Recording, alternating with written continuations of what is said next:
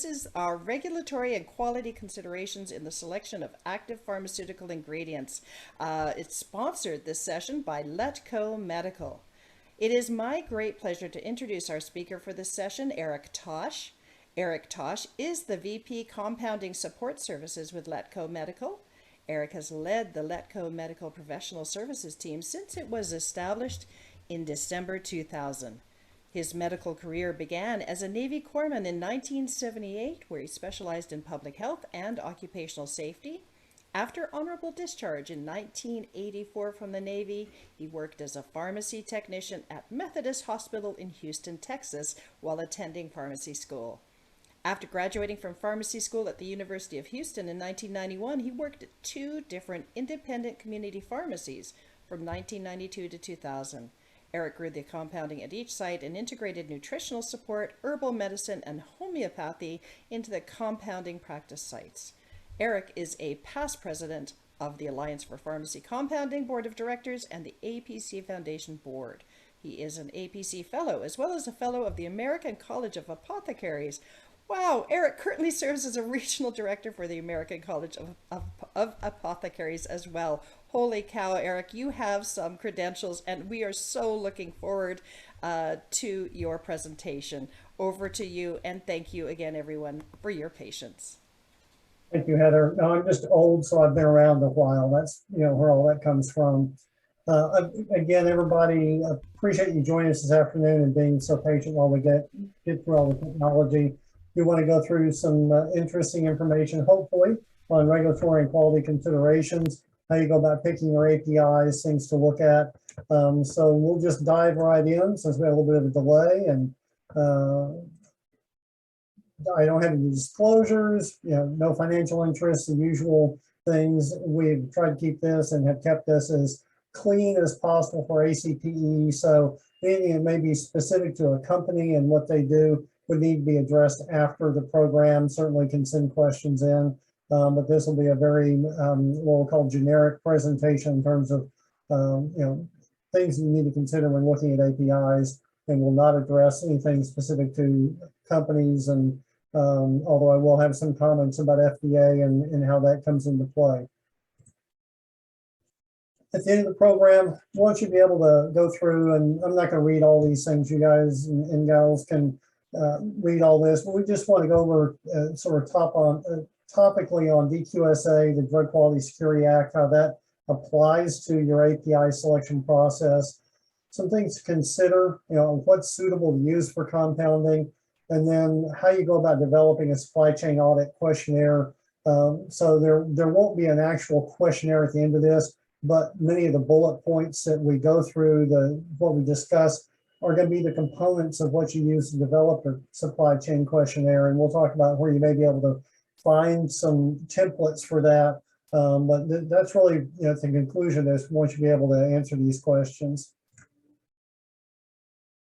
So DQSA and ingredient selection. Drug Quality Security Act was passed. I think at this point most folks are aware how it came into be, but unfortunately with the some of the challenges that occurred when New England Compounding had created manufactured under the guise of compounding products that were contaminated, it ultimately led to the feds stepping in and Congress passing DQSA. There are actually 2 parts to DQSA. Most folks in our world think just about the compounding side, and that's really what we're going to talk about. The other piece of DQSA that does apply toward the end of this tangentially is what we would refer to as the track and trace legislation. And I'll talk about that a little bit later on. But they're the main components of the DQSA law that came into being, and what we're going to focus on primarily is traditional compounding. Many of the same things that we'll talk about for 503A traditional compounding pharmacies also apply to 503Bs, although they're a little bit more restrictive. I did want to make sure that you've got a link. So throughout this presentation, there are going to be some links. I've highlighted them, mostly to the FDA website. Currently, just to understand where we are with guidance documents for the FDA and DQSA. There are currently, at least as of about a week ago when I counted, 30 final guidances or rules that apply to 503A and 503B. There's some carve-outs for radiopharmaceuticals and repackaging. There are also some carve-outs that came along during COVID for addressing emergency drug shortages and hand sanitizers. But I would encourage you to look at each of these documents and understand what's in them. Also understand that the FDA, there's sort of a, what do you want to call it, dual edge to this, but these are guidance documents. At the beginning of each of these, there's a what I'll call a black box statement. The FDA refers to these as the FDA's thinking. Don't have any regulatory or legal force, although we all understand that FDA, when they do come into a pharmacy or a 503B, certainly treat what's in these documents as if they were a rule. You know, there's still work going on in the background. Organizations like APC and other pharmacy and medical organizations are trying to address how some of this has come into being. But bottom line is, you need to understand when those inspectors come in, what is guiding them and how they look at your operation and what you're doing and how you select your chemicals, which is the topic of discussion here. So while these are guidance documents, they do represent the FDA's tool for enforcement. So 503A, again, I think most of us are very familiar with what these provisions are, but just a brief recap.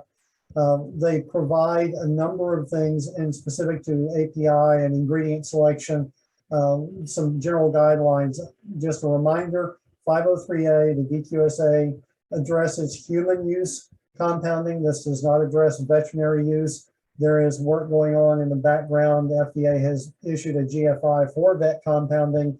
I believe Gigi Davidson's going to be talking about using not only APIs, but finished drugs in compounded preparation. So please be sure and drop in on her presentation when she does it, because these two do parallel, although there are even more restrictions on compounding for animals. But this is specific to humans when we talk about 503A. Be done by a licensed pharmacist or a licensed physician. Just recently, FDA posted a warning letter to a physician's office for their compounding operation, and it really dealt more with sterile compounding, but the FDA is now going into physicians' offices. So while most of us, I imagine on this call, think about the impact of this legislation and how it's being applied by the FDA to pharmacies, at least doctors' offices are on the radar now. Another key provision for 503A is patient specific. There is no office use. Not going to get down in those rabbit holes, but make sure that when you're doing your compounding, you're patient specific. Essential copies, essentially a copy is prohibited. So you just can't do a knockoff of a commercial product. One of the things that 503A does, and again, these are very similar for 503Bs, although the office use has got some provisions that allow them to compound for hospitals, and I'll address some of the differences with these in a little bit.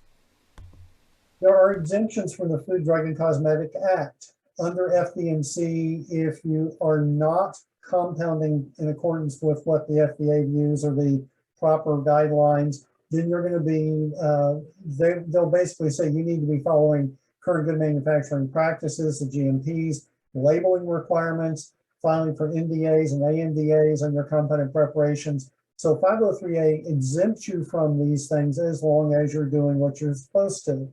One of the keys to this is you've got to practice in accordance with your state board rules. You're following USP 795 non-sterile compounding guidelines, 797 guidelines, 800, the compounding for, or the hazardous drug compounding. Remains to be seen how FDA is going to utilize that, but just a quick reminder, in USP and in federal statute, all chapters numbered under 1,000 can be used for enforcement purposes. Chapters numbered between 1,000 and 2,000 are guidance chapters, and then above 2,000 again are enforcement chapters. So it's very important that you understand not only what's in the US in the FDA's guidance documents, but you're really thoroughly versed in USP and what is in the chapters, because if FDA walks in and their view is you are not following one of these chapters, non-sterile compounding, sterile compounding, perhaps hazardous drug compounding, they will then pull your exemption and treat you as if you're a manufacturer like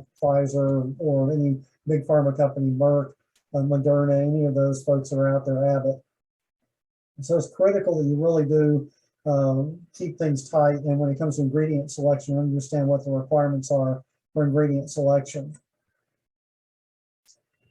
Now, to the meat of this, for this discussion, what are the ingredients you can use as a 503 or a 503B? One of the distinctions between the A's and the B's is in this first slide. An applicable USP/NF monograph, or it's a component of an FDA-approved drug, or it's on the positive list. Now, in 503B, that first or is an and. So there's more restrictions on how bees can select their ingredients, and especially bulk ingredients. Again, we'll touch on that in a little bit. The FDA does not consider an applicable monograph, and this should be in this next one, the dietary supplement section. So there are a number of dietary supplements that USP has developed great monographs, but the FDA's interpretation is none of the dietary supplement monographs apply, and then thus if something has a dietary supplement monograph, it cannot be used for compounding unless it is covered under the list one, and we'll talk about that in a bit too. But things have been nominated that are not part of a component of the FDA-approved drug product or are not a USP drug monograph, then they have to be nominated for review by the Pharmacy Compounding Advisory Committee. So it's real important that if you are using dietary supplements, to recognize that FDA does not consider those as suitable. One of the hitches that you'll run into in the supply chain is there are a number of items that have the term FDA uses drug monographs in the USP, but the manufacturer of that product, the original manufacturer, has not registered that substance with the FDA as a drug. They register it as a dietary supplement.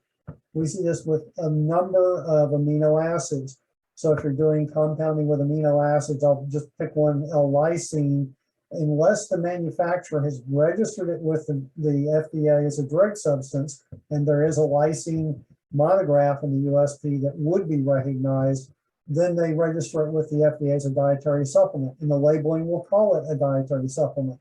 Monograph testing is going to be the same between the dietary supplement monograph and the drug substance monograph, but the labeling itself, it's now designated as a dietary supplement. So it presents, we'll call it a gray area, but the FDA really has not shown any inclination to allow the use of these substances when they're labeled as a dietary supplement. I know many compounders are faced with a dilemma.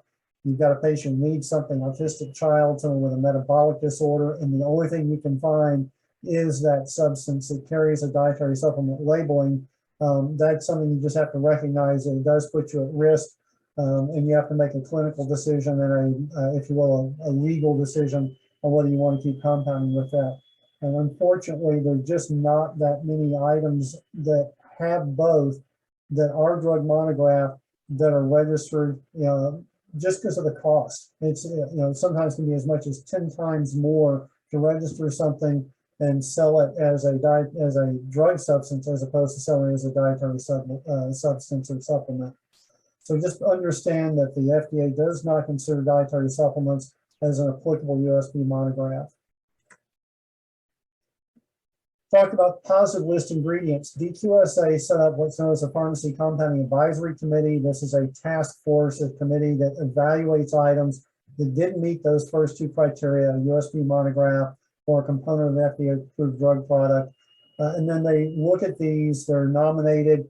FDA puts together a team, usually at least 2, if not 3 people from the FDA per substance, and presents to PCAB rather, why, for the most part, why substance should not be on the list, or if it is, very narrowly be nominated to the positive list. At least historically, that's what we're seeing. And then the nominators have an opportunity, usually about 5 minutes per nominator, to explain why a substance should be put on the list. Just as a little background, since 2016, the FDA's had, I believe it's 7 meetings They had 3 in 2016, 2 in 2017, and 1 each in 2018 and 2021. Obviously, no PCAC meetings in 2020 with COVID. So with the roughly 1,500 to 2,000 substances nominated, typically when you look at the list, and on the, I think on the next slide, we'll have a link to what's currently on the positive list. It's going to take them probably a decade to go through, because they go through about 5 to 10 substances per meeting to evaluate whether something should be put on a positive list. Take a note that the voting members are primarily from academia. There's one consumer advocate. Typically, the consumer advocate, at least historically, has not been real, if you will, pro-compounding once the limitations placed. USP has a voting member, and then there's one non-voting member, a compounding pharmacist, but the currently PCAC, that non-voting compounding pharmacist, they're really narrow in who they allow on there. They can't currently own a store, can't be an active compounder. The discussion is conflict of interest. So it does make it a challenge to get these APIs added to the positive list, these dietary supplements, just because of the makeup of the committee. But understand that there is a committee that does meet and vote and then decide what should be added to the positive list. So this is really the background on how you go about very broadly looking at what you can use in your compounded preparations. So again, resources to confirm suitability. Make sure if you don't have one, you have a USP subscription or have access to one. So you know what is monographed, what's in the dietary supplement section versus what's not. There is a subsection, USP NF monographs for excipients. Those are okay. And if you look at FDA, if you look at the bullet, the second bullet that was on component of an FDA approved product, things like lactose or microcrystalline cellulose, these excipients are a component of that FDA approved product. So those can be used. So, you know, this is, you know, really the sort of the three main areas, well, there are two here. Looking at the USP monographs, the excipient section in the USP does give you a good breakdown of which ingredients, excipients fall under what kind of dosage form and how to consider them. And so those would meet the requirements of DQSA. I'd also encourage you to look at the FDA Orange Book. If you look up a commercial product, it will list not only the ingredient, not only the active, but typically will list any of the inactives. So again, that gives you an insight as to the components that FDA would consider acceptable or as a component of an FDA approved drug product.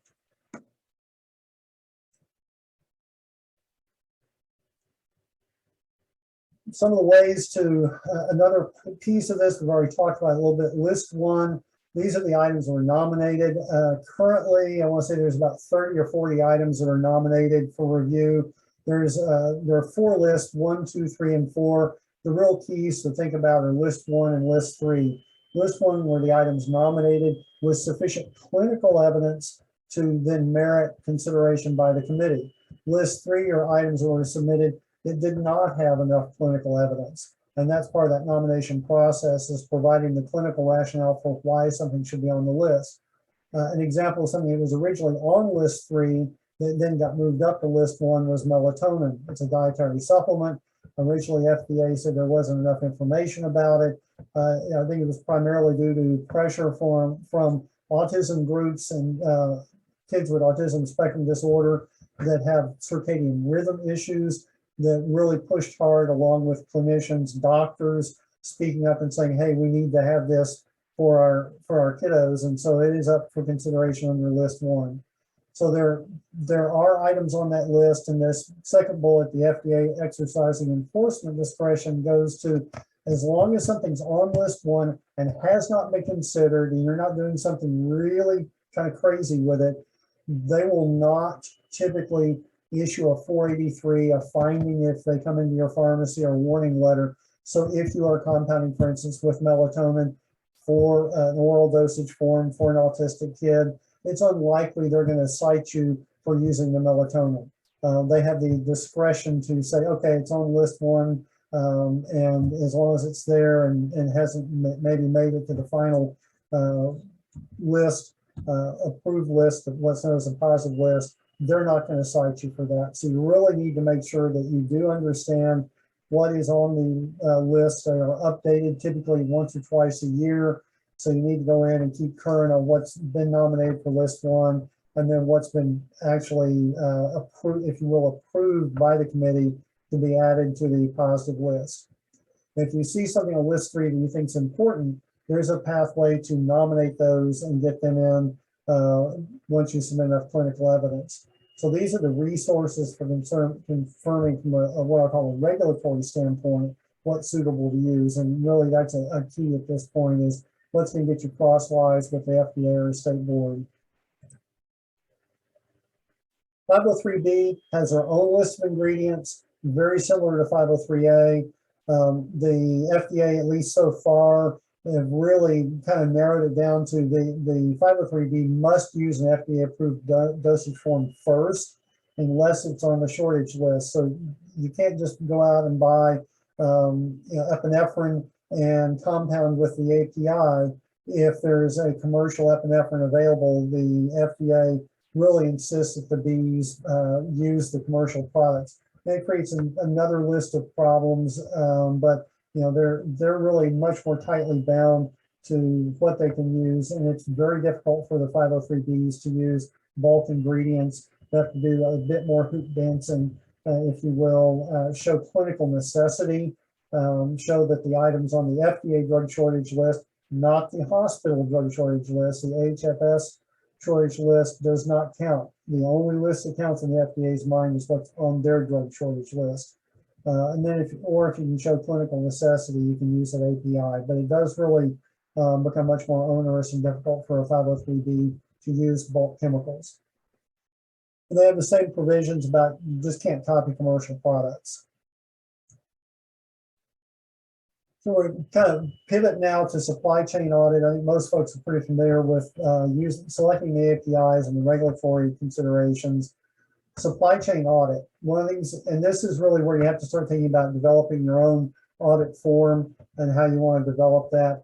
Your suppliers should be checking the FDA registration status. There is a website on the FDA website that you can go in and identify if an original manufacturer is currently registered with the FDA, and your suppliers should be checking that. I would also encourage you to do you can go into Google or whatever your search engine you like, DuckDuck or Firefox or whichever it is. You can put in search terms like company XYZ, FDA 483s, FDA warning letters, FDA recalls, and look and see not only is for instance, your repackager, but through the transparency through the supply chain, was there a recall from the actual manufacturer of that raw chemical, that API? So I think this is really important at the pharmacy level, you need to start taking ownership of and doing this as part of your audit process and confirming which suppliers you want to use. Have they ever had, we understand FDA is going to find something typically in virtually every place, but there are degrees. You can read these warning letters, read these 483s, and see what the FDA was focused on. But I encourage you to make this part of your due diligence on the supply chain, how you select your APIs. Your supplier should be providing full transparency with supply chain. I talked about track and trace a little bit ago as part of DQSA. It applies to finished dosage forms. There is in fact an exemption for compounded preparations, but at some point I do believe that you'll see bulk chemicals get added to this. Most of the suppliers, there may be one or two that are not doing this, but most of the suppliers now are really pretty good about providing the what I'll call the full transparency. Where did it get made? Beijing General or Mumbai Express or Acme Chemical in the U.S. They're really pretty good on either certificate of analysis or some document telling you who made it and the if you will the pathway that it took to get to the United States. But the supplier should be providing you with that. We're certainly seeing the FDA go into the suppliers, the repackagers, and digging them if they're not providing that. And unfortunately, a couple of suppliers have received 483s and had to change their operation to show that transparency. But your supplier should show you that full transparency so you understand who the original manufacturer is and the process to get it there. Does your supplier have a site audit program? And this really kind of goes both directions. What is your supplier who you buy your API from? How do they go about auditing upstream? And then what do they do to make provisions for you to come audit them? Obviously, with COVID, it's been difficult to do site audits, but many of the suppliers now provide the ability for you to do a virtual audit of their facility. They'll provide you with things like either a version of the audit questionnaire that they utilize upline, so you can kind of see what they focus on. And you can use that as a template to develop your own questionnaire. I would encourage you to reach out to all of your suppliers that you buy from and really drill into how they audit their supply chain and how do they handle requests for audits of their site. Understand that you're probably not going to be able to call up today and say, okay, I'm going to be there on Monday and I want to do an audit of your facility. They schedule the audits. They want to make sure that it doesn't disrupt operations of what's going on. But as far as I know, most if not all the suppliers will provide and allow you to do an audit. And with COVID, it may be a virtual audit, but there should be a mechanism where they can work with you on how to audit their facility and what they do to audit upline. The last little bit on this, the quality assurance program that they have internally, and the ability to review their SOPs. From a document control standpoint, they're not going to send you their SOPs. There's just too much challenge, with the ability to get in and break into, if you will, secure PDFs and modify them and change them. It's unlikely they're going to send you their 3-ring binder of their SOPs, but they will typically do provide, especially pre-COVID, the ability to look at their SOPs, sit down and look at how they do them, whether it's an electronic file or a hard paper file of what their SOPs are involved. And SOPs will, things to be thinking about that you should ask when you're doing your audit is a root cause analysis program if they find a problem. Their CAPA program, how do they correct it if they find a problem? What's their personnel training like? Retraining? How do you on a routine basis bring your people in that say work in the pack room and evaluate their skill set not only the first time but ongoing? Is QA separate from operations? It's critical that the head of QA does not report to operations. QA and operations may each report to the same person, but QA has to be standalone. They have to have the authority to, if you will, say, sorry, we're shutting it down. There's a problem here.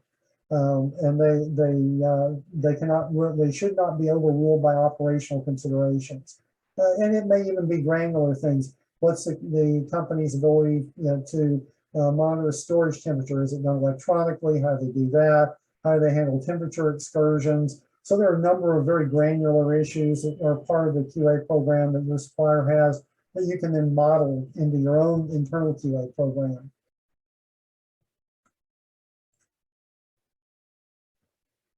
So the last piece of this key piece is the ingredient testing program. Does the company use an independent lab? Do they have ownership in a lab that does testing? Not a problem necessarily, but it does sometimes present an appearance of or potential appearance of conflict.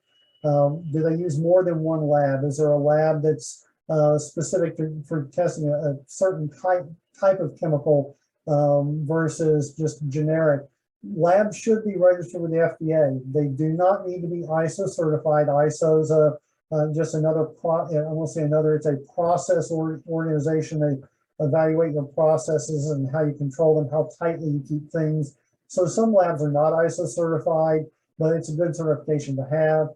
Are there other certifications that the lab has? I believe that one that's kind of common is it's a 2L. I think I've got one of the slides here, but there are a couple of 2LA. A2LA is a certification organization. So think JACO for labs or PCAB for labs. There are groups out there that come in and certify how the lab's processes work and their SOPs. So drill in and ask what the lab that does the testing for your supplier, what are their credentials, and check them out yourself.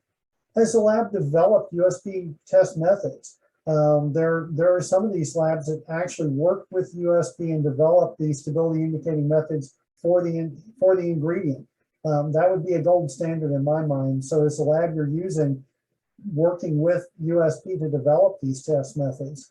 These are key things you can ask. In-house test methods, it's not uncommon, and it's, I think, quite reasonable for your chemical supplier, your repackager, to do in-house testing. But what are those methods? How do they validate them? There's a great piece of technology that came out of post 9/11. It's a handheld gas chromatograph that if the supplier is using this to do ID, it's great. But how did they how did they validate their test method for that?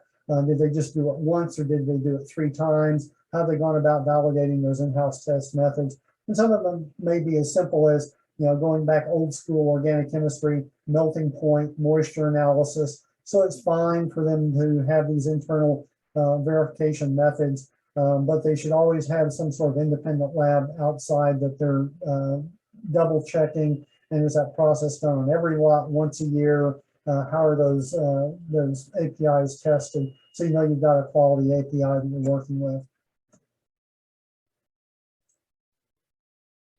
That's really the end of it. I wanted to make sure we left a couple of minutes for discussion, and we can go back and go over anything. So if we've got any questions, I'm happy to start taking those. Thank you so much. I really appreciate that. That's great. And absolutely, we want to give you a few extra minutes here, Eric, because of the delay in getting started.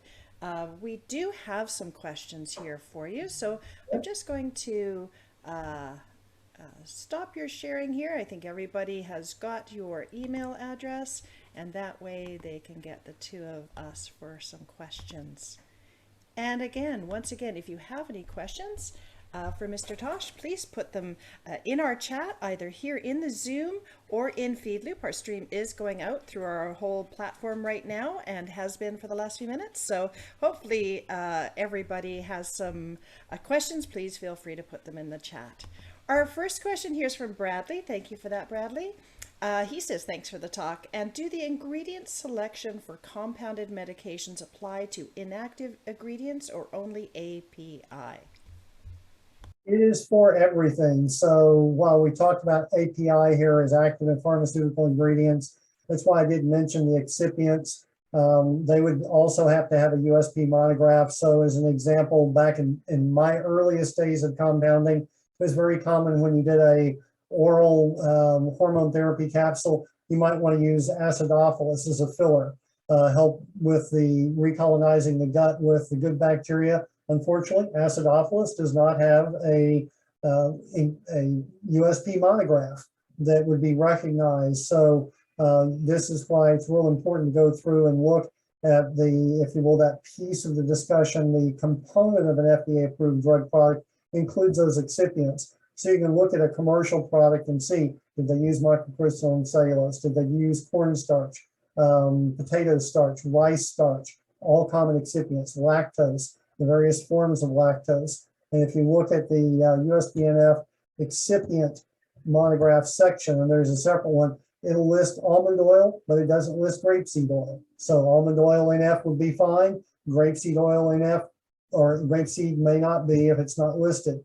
So you really do need to make sure that all the ingredients that go into your compounded preparation, whether actives or inactives, fit to one of the categories: a USPNF monograph, not dietary supplement, a component of an FDA-approved drug product, or it's an ingredient that's been added to the positive list, or list one that's still been nominated for consideration to ultimately what will be called the positive list.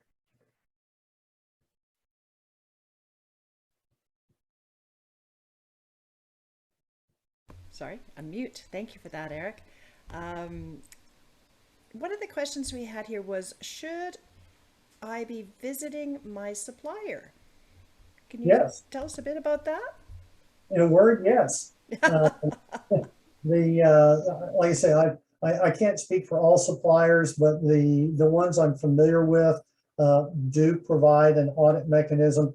I understand COVID made life very different for all of us. So this is where I mentioned the need for perhaps doing a virtual audit. But I think it's important. You know, I realize if you're compounding 3 things a week and this is not a huge part of your practice, may not justify the travel to, you know, where each, I mean, you've got, you know, the warehouses for these folks are located in Houston or in Plattsburgh, New York, or Miami or Minnesota or California. You know, any of these locations where they're working and operating, and you're on the opposite coast, it may not make much sense to make that flight. But if you're a larger compounder, I would say yes, absolutely. You know, arrange with them to do an audit, and at a minimum, until we work through some of the travel issues that still exist, find out about how they handle a virtual audit. And this may be a paper audit.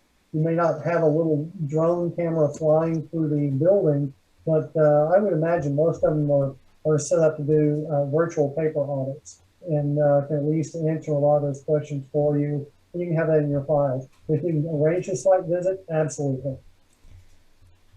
Are they usually open to those sort of visits? Is that something easy to set up?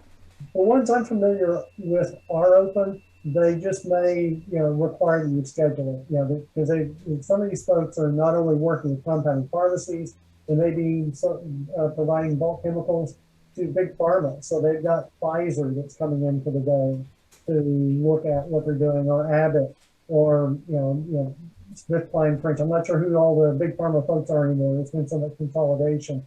But you'll probably have to arrange, if you will, make an appointment to do it. And again, I can't speak for all of them, but I do know that some are more than happy to work with you and schedule a visit. Perfect. Well, that's great. Another question we had here was, can you still compound hand sanitizer? I'll be honest with you, I'd have to go back and look. I believe that now that it's, you know, this really, it was an emergency authorization. Hand sanitizer is now commercially available. And so I went, without going and looking at what the debt, you know, if the FDA has issued a cutoff, their principle is you can only compound something if it's not commercially available. Hand sanitizers are really pretty readily available now. So I would suggest that given the availability in the market, you cannot do what's considered essentially a copy, which that's what you'd be doing. So you probably shouldn't be doing it anymore, particularly not in large quantities to sell to hospitals or nursing homes or places like that. You know, I think it just opens the door for problems. Whether they're really going to go after someone over hand sanitizer right now, I don't know. But given the availability, I think it's just an area you probably should stay away from. That's opinion. I have to go back and look at the FDA website, but just given how they look at other things, I think that's one to stay away from now. Well, hopefully our demand and our need for such things will decrease as well. Yeah. I have another question. Do drug products need to be tested by USP methods? Compounded preparations, you know,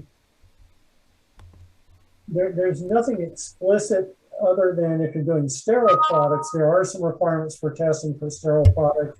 Generally, it's to sterility and to endotoxin. So in oral dosage form, the USP has a handful of compounding monographs that you certainly can do, but I guess it's it gets a little bit in the weeds. If you are compounding a specific USP compounded monograph preparation, so for instance, I think there's an ondansetron compounded preparation. There's a lisinopril compounded preparation. There are probably 20 plus. I haven't gone in and counted lately, maybe 120 plus.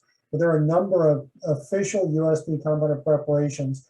An argument could be made that under Chapter 795 for non-sterile preparations, if you're compounding that, it would be certainly advisable to have that preparation tested using the USP method to confirm that it's potent and that it's what you claim it is.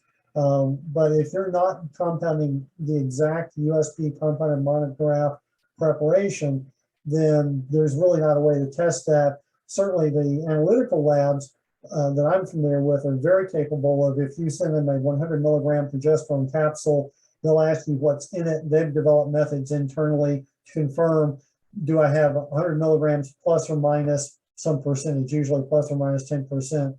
I think it's advisable from a couple of perspectives to have a testing program for your component preparations that confirms that your process works, that you really are putting out a preparation that's what you claim it to be. And I can tell you FDA does focus on what I call low dose or high potency products. So FDA years ago went in and pulled hormone products. Progesterone capsules pretty much were on target. They're 100, 200 milligram. It's kind of hard to be off on those, but they found a high percentage, 20% or more, were either hyper or hypopotent of things like estradiol 2 milligrams. When you start getting into very low mass units and they're compounding, it's easy to have things that aren't homogeneous. And so you can have a 0.5 milligram capsule and a 3 milligram capsule, and they're labeled as 2. Then you're going to be crosswise with the FDA. So certainly to validate your process, if you've got a new employee that you want to confirm they made that capsule the right way, it's a good idea to take a sample of those products and send them off and have them tested. So from a regulatory standpoint, it may not be required, but it's certainly advisable. That was that was a very fulsome answer, Eric. Thank you so much. I also see the comment Gigi Davidson has put in our event platform as well. To your earlier comment, it says FDA is withdrawing their guidance for compounded sanitizers effective December 31st. There's a link there. So definitely. Thank you, Gigi. You bailed me Yay, out. Gigi. Thank you for your help. Awesome. Well, thank you so much, Eric. I appreciate not only your great presentation today, but your patience with the technical challenges off the top. So I appreciate all of that, and let's hear it for Eric. Thank you so much for your presentation. I have one final question that sure, go for it. Actually cover, and I apologize, and this goes to testing. Make sure that when you have a test done, it is complies with the official USP test method. A good example, while people aren't doing it right now, because it's considered a biologic and it falls outside the FDA definition of a drug, but HCG, human chorionic gonadotropin, there is an official USP test method that's very involved. And then I know there were some labs who developed, I think they're probably a perfectly fine test, but it's a test known as ultra HPLC for evaluating the level of HCG. Doesn't mean that the numbers you get from them are not valid, but if FDA comes in and you're doing you're testing and saying, I use ultra HPLC to evaluate the potency of my HCG product, they're going to look and say, well, but that's not an approved test method. And so you may get the FDA buzzer, that doesn't count. So make sure that when your supplier or your lab is doing the testing, they are using the official USP test method. That's a real unusual example, but we've got some technologies out there that are better than the old way of doing it, but they haven't been approved yet under USP methodology. And so until they are, it's a potential area of if you will, liability. And I meant to bring that one up. I do apologize. Thank you. Oh, no worries.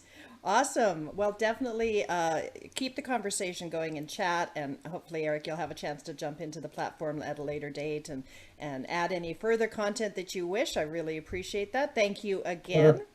Well, thank everybody for attending.